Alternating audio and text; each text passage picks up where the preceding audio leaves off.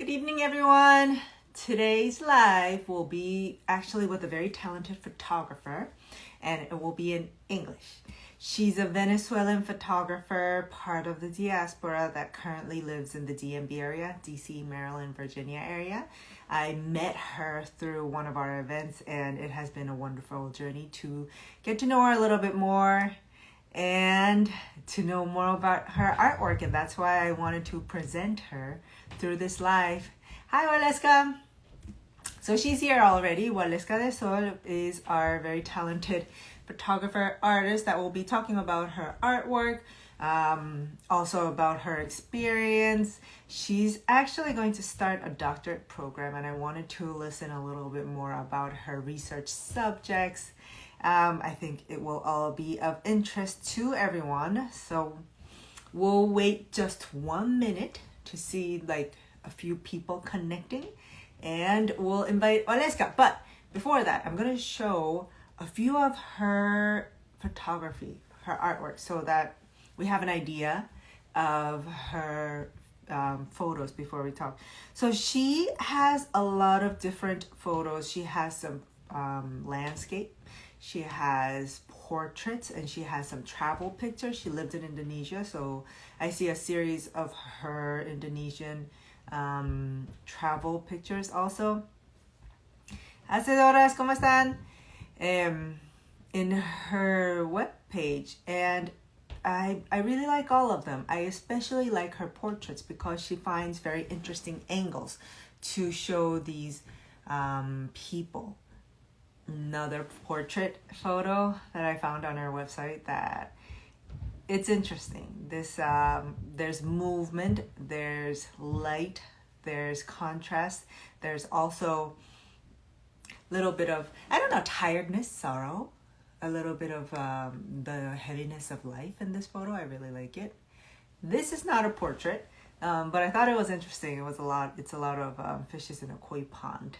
And you do see it. You do see the, whenever you go to like an Asian garden, you will see a koi pond, and you will see these type of fishes just kind of like almost jumping out of the water. But this photo was very interesting because it makes it look way more intense than it is when you actually see them in person. So I thought it was interesting. Hola, Bea, ¿cómo están? Another one of her portraits. It's a woman that's not showing her face, her veil, right? And that's very, in the end of the day, if you think about it, a common theme. Lorena, ¿cómo estás? Common theme in photography or art itself, woman not looking at the camera or not looking directly into the canvas. Another woman with a veil, like hiding her face. And I'll show one more, and then I'll invite Waleska over so we can start talking with her and hearing directly from the artist herself. So, inviting you. Graciela, ¿cómo estás? Hi, Waleska. Can you hear me? I can. Can you? Hello. Hi. How are you? Good, good. How are you doing? Good, good. I'm excited to be chatting with you. Yes, I am too. Well, thank you for agreeing to be on this live. So Waleska and I have grown a friendship, and it's always it's a joy meeting up with her and talking. But this is the first time we're talking camera to camera, and I think this is also interesting as well. Yeah. And so we showed a little bit about your photos and your artwork, but we wanted to hear from you directly, a little bit about yourself, how you got into photography, and what is kind of like your subject or area of interest, what is kind of your motivation, your style. Yeah, definitely. So yeah, I was born in Caracas, Venezuela, and then my parents and I immigrated when I was really young. So it's always been like hard to kind of figure out where I'm actually from, you know, because I was born in Venezuela, but I grew up in the States, and I would like spend my summers in Venezuela, and like any vacation time my parents and I ever had, we like would spend it there.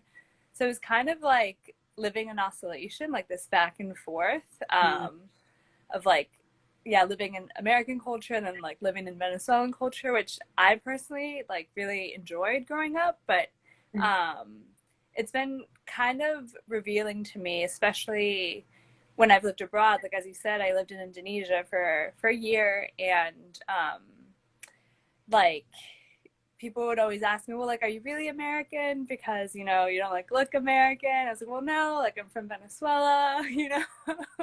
Oh, wow. So like not totally American. So I've always had this like thought behind my mind, like, what does that mean, you know, when you're from two cultures, and you're trying to kind of navigate and make both communities happy. So I think that's always been in the back of my mind, and it's really prevalent. I think in my work, whether it's photography or academia. Um, and yeah, I grew up in the DMV area, and went to school, like went to university in the area as well. The first time I lived abroad was in Portugal when I was like about 13. Yeah, I loved it. Then in college, I lived in Bulgaria for about a year, which I Oh, also wow. really enjoyed. Yeah. um, and like throughout like all these travels, I would always take pictures like on film cameras or like my phone. I guess I didn't really have an iPhone until like late college. By the time I was in Bulgaria, I had like an iPhone, so I like would Mhm. take pictures on that. But yeah, I grew up taking pictures on film cameras and like disposable cameras, so that photography has always been a part of my life in one way or another. Mhm. And my parents and I like actually would go. I found it to be really fortuitous that we lived in the DC area because all the museums here are free and there's like so many art Right. galleries.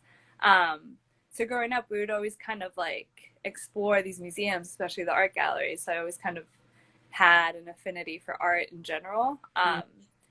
But yeah, I don't know what it was about photography. I think just kind of its temporal dimensions and its like ability to kind of stop time Mhm. and like um, kind of freeze a moment. Yeah, Mhm. it's a very nostalgic form of art. I think.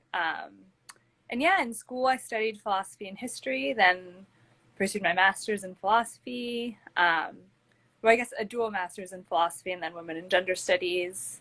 And yeah, that's kind of where I'm at now. You know, I'm going to pursue the doctorate at Cornell, and I'll be moving in August, which feels weird because I feel like I've always like traveled around and lived in places, but no longer than a year. Mhm. Like Alexandria, Virginia is like definitely home base. So it's going to be an interesting journey to start kind of like a new home for like an extended period of time. Right. Yeah. Okay. So do you think all so the your interest in photography was more for you, would it be that as you're moving around so much and oscillating between cultures, you wanted to just capture the moment while you're in that culture before you moved on, and like it has a lot of curiosity. Yeah, that's an interesting question. I don't think I've ever been asked that. I think it was in a way for me to just be in the moment. I don't know if it was attached to kind of capturing the culture. I think in a way it was definitely like trying to, I think that's why I love portraits. It's kind of like you spoke about earlier because, you know, I wouldn't see a lot of these family members like very frequently. So I would, you know, take portraits of them growing up, to kind of have this like fresh memory of them in my mind. Um, but in terms of like the culture, landscape, like landscape photography and street photography, I didn't really get into that until maybe like around 2015. When I moved back to the DC area, I was actually living in DC proper after like finishing university and like moving back from being in Bulgaria.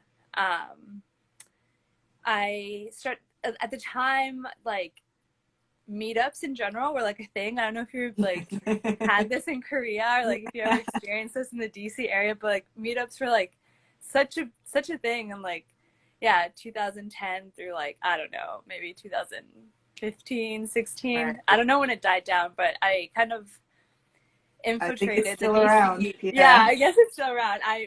I'm too tired. I'm like my brain's like 9 o'clock. It's something you do when you first want to meet people, right? Yeah, When you when you're trying to first meet people arrive. or like learn a Yeah. hobby. A lot of people do it for languages, but I kind of did it for photography. I bought like Mm-hmm.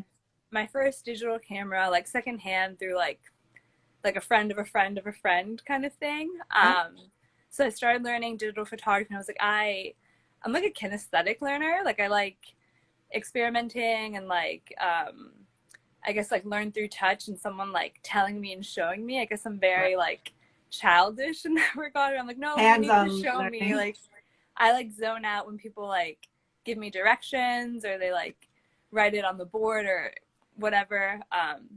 So the meetup's really helpful. Like I learned a lot from like the DC like photography community. Like I owe a lot to them.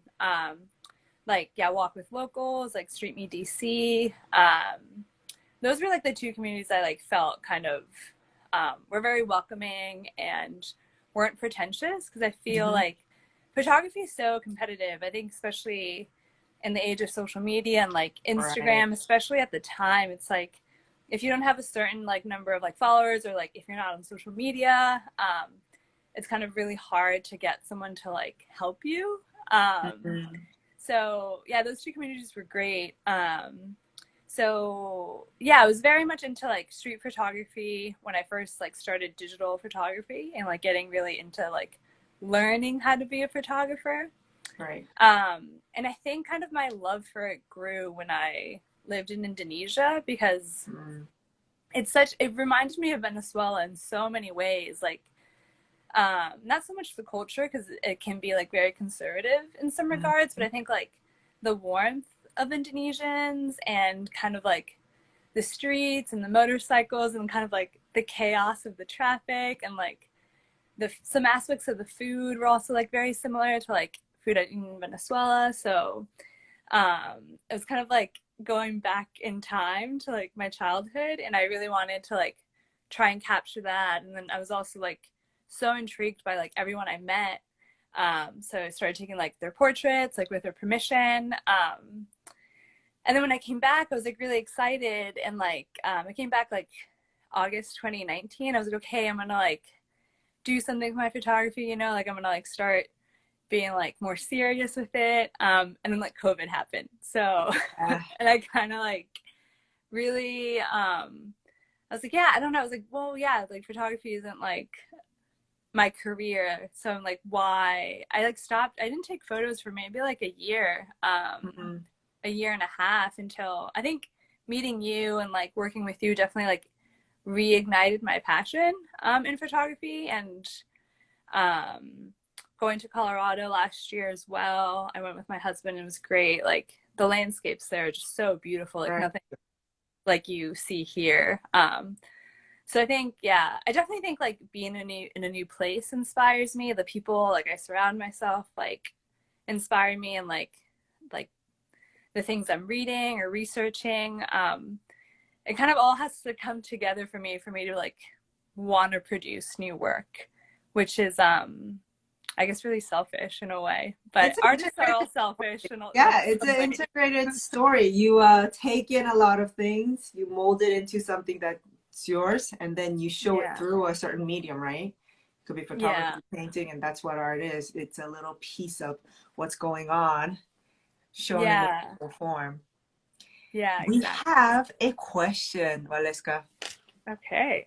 If you had to mention a photographer that absolutely captivated you or inspired you, which one would it be?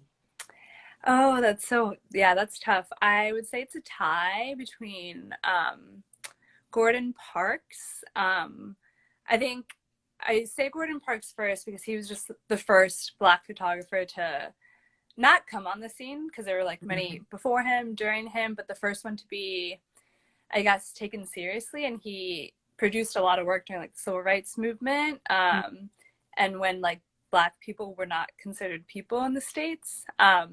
So I think that like really inspires me, and like just the photographs he took were like primarily black and white, and I think my Mm. work is also in black and white. Like that definitely inspired me, and he just can capture like emotion so well on people, and his progression is just amazing. there's an HBO documentary about like his life and his work, which I highly recommend. I think it's called like Behind the Lens, or if you just like search Gordon Parks on HBO, you can find it. But he also can just kind of take photographs of anything. And I think the time he's taken, like before social media, you know, you didn't have to kind of stick to one theme. Your portfolio could be varied. You know, he did high fashion. He was like the first Black photographer to like be part of like the high fashion industry. He did a lot of like documentary work in like poor rural Black communities. He did some landscapes, a lot of street. So yeah, definitely Gordon Parks. And I think, that's tough. Right now, I guess it's a tie between, for female photographer, Vivian Mare and An Mi Lin, who's a Vietnamese photographer. She captures her photo book titled Contested Terrain, kind of juxtaposes the Vietnam War with like gentrification in like Northern Virginia and like DC area. So, you know, it's close to home. Like I'm from the area, or like grew up in the area. And, you know, she's an immigrant, so I think that also resonates. And then Vivian Mare, she was only famous after she died. And like the story behind her is basically, she was like a nanny in New York and took a bunch of film photos and like didn't develop most of them. So she doesn't even know how her photography turned out. She already passed away. But they found, I don't know who found, someone found like this box of undeveloped film, and this like photography nerd was at this like art auction and like bid on it. Oh wow. And started developing these photographs, and he was like, who is this woman? Like her eye was spectacular. And now they're worth like lots of money, and like she never kind of got to kind of reap any benefits. So I don't know, it's cool. Her story reminds me of like to always like do what you want to do because you love it, not because you want to like gain like fame or gain followers, or, you know what I mean? So I really respect that. Yeah, I think those are my top three. I mean, Gordon Parks will forever be my top photographer, my top inspiration, but everyone else kind of comes and goes. That's awesome. That's awesome. Yeah. So we also want to learn a little bit about your research. So if I can mention also to the people who joined a little bit later, Waleska is Venezuelan, so part of the Venezuelan diaspora, and she is a photographer. And a lot of our team members are Venezuelan diaspora living in different countries in Latin America, in Argentina, in Colombia, in different countries. So it was kind of interesting when you said you want to research Venezuelan diaspora artists performing or visual art, which seemed very specific, but for me, I have a lot of them around me. A little bit, if you could tell us, like, what are you planning on to study that topic more?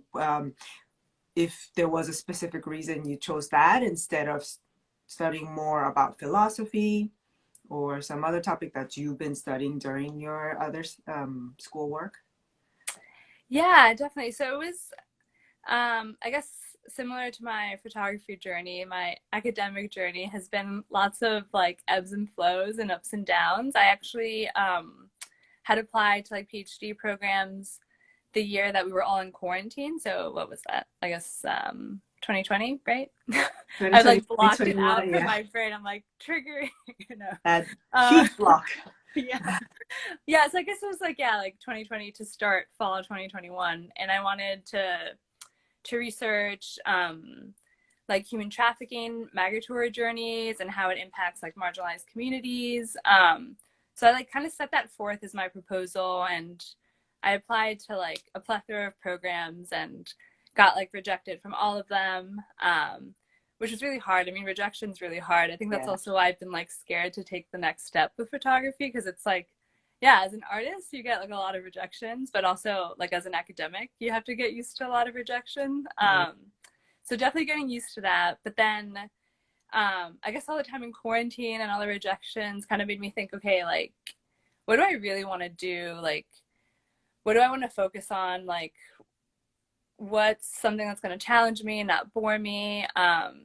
And yeah, I was enrolled in these women and gender classes, and I was taking queer theory.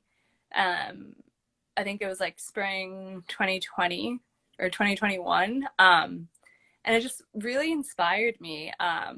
Like reading like all these theorists, like from Judith Butler to like, you know, Eve Sedgwick, and more recent like Michel Foucault, and like just everything that they were like talking about. I not that I like had thought about, but I had like they helped me articulate things that I had been like thinking about. And I wanted to find a way to like bring art into my academic studies. Um, so yeah, I started learning a lot about like diasporic studies, and like reading a lot about the Black diaspora, Mm-hmm. and the Jewish diaspora, and like the Mm-hmm. Black Jewish diaspora, because there's a lot of research on that. And I was like, wait, like, where's Venezuela? You know, we're the second fastest growing diaspora after the Syrian population. Right. You know, we're like 6 million people Yeah. displaced across international. Yeah, you know all of this, but Yeah. for Really. everyone who's joining and stuff, yeah, we're like 6 million displaced across international borders, and we're severely underfunded. You know, it's like a lot of just like communities like helping each other out, and like people like you who are trying to uplift, you know, Venezuelan and like other Latin American artists. So it's like, well, yeah, I definitely want to do something about, yeah, like the Venezuelan diaspora and like the queer community. Because across, I think, all populations, the queer community is like severely marginalized as well. I think when it comes to like race, gender, and sexuality, those are like sites of contestation for like the state and the nation. Mm-hmm. And in Venezuela, like queer sexualities are very taboo. Mm-hmm. Um, and I like came across Danielle Absola's work and the singer Arca, who I like really love. And Arca is a trans woman, from like the Venezuelan diaspora. They studied at like NYU, and they now live in Barcelona. And yeah, I Mm-hmm. love their music. They were named like Artist of the Decade, in 2020. And then Danielle Absola's work, caught the eye of like Madonna. He does like these like really interesting, colorful graphics, that kind of try to contest, you know, homophobia and bring attention to like homophobic violence in Venezuela, and like lack of constitutional protections that they Mm-hmm. have in Venezuela. So yeah, I was like reading all these things and listening to like this music, and like so like, and then, you know, I met you, and I was like, yeah, there's a lot of Venezuelan artists, queer or not, that are kind of producing so much work that doesn't necessarily speak to the situation in Venezuela or like socialism. All You right. know, it's just like artists kind of making art, you know, just Yeah. because either they love it or yeah, they want to respond to the situation. But I kind of want to bring to light that there's more to Venezuela than like socialism and like a complete like economic catastrophe. So yeah, I like kind of built my like PhD proposal around that, and was really lucky. I got offers from like most of the schools I applied to, and at Cornell, there's a professor I really want to work with, Irina Troconis. She does a lot of work on actually performance artists in the Venezuelan diaspora and kind of political performance practices, within the nation state. So I just kind of knew, and yeah, I went up there and met her, and it was just kind of like an instant connection. And yeah, everything kind of fell into place with Cornell. It felt like it was the right place to take my research and kind of have it grow. So yeah, that's kind of my journey to where I'm at now. That's awesome. Yeah. Wow. That you really put together your different interests and also your background and the little pieces that you encountered in your life journey, and you put it all together into one piece. Yeah. That's really amazing. And also I think that's what most artists do, right? Yeah. They Yeah. uh they know they do, in the end of the day, focus on one theme or one style. They develop something that's very themselves, but it's through piecing together a lot of different things that happen to them, or a piece of them, or their interests, or their dreams, or their sadness, and it comes in Yeah. through one style. Yeah, I think I felt like a lot of people kept telling me like you can't, combine art like with like your writing or academics. So I just kind of wanted to find a way to prove them wrong, I guess. Also, that was like Really? the driving. Yeah, That's a kind of interesting that normally those two don't exist together. they don't. I was like, well, no, I think I can do it. Just have to, you just have to like find um the right fit and not force it too much. But I think, when you have like contrasting interests, if you want to find a way to bring them together, I think there is. And Right. Yes. I mean, it wasn't easy. It took me like years to get to where I'm at now and like figure out this project. And it's not an overnight thing, but Right. if you're willing to put in the work, I think people can find a way to like combine contrasting interests. That's very true. And also, the world is changing so fast. You can't Yeah. project what you can be or what you can do based on what existed in the past, right? Yeah, exactly. That's actually really great to hear. We have one more question. Are Okay. you currently experimenting with other techniques like painting, drawing, or collage? Oh, yeah, that's a good question. No, not really. I mean, like exploring different like photographic practices and like printing practices, but collage is actually something I want to get into, but more like archival work with Hmm? collages, like maybe like um taking like photographs from like the past and kind of juxtaposing them with the present, especially within like diaspora narratives. I think that would be kind of fun. I really want to get into like photography archiving. So I think that's kind of where I'm headed next, and I think it's kind of the logical next step also in my research to kind of start archiving like the Venezuelan diaspora. So I'm trying to figure that out. That's awesome. You think you'll Yeah. have that would be amazing if you can do all of that during your PhD. Yeah. Well, I'm gonna have a lot of time. So it's like You'll a 6-year program. So there's time. it goes by like this. But yeah, time flies. Yeah, Yeah. yeah. So if anyone has any questions, we have actually a lot of Venezuelan artists here that are diaspora that don't live in Venezuela. And that was kind of funny. They were coming in and saying saludos Oh, comments. saludos. Yeah.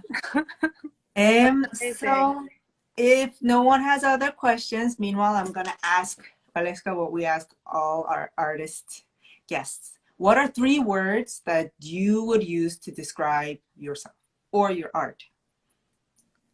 Oh man, that's a good question. Definitely curious.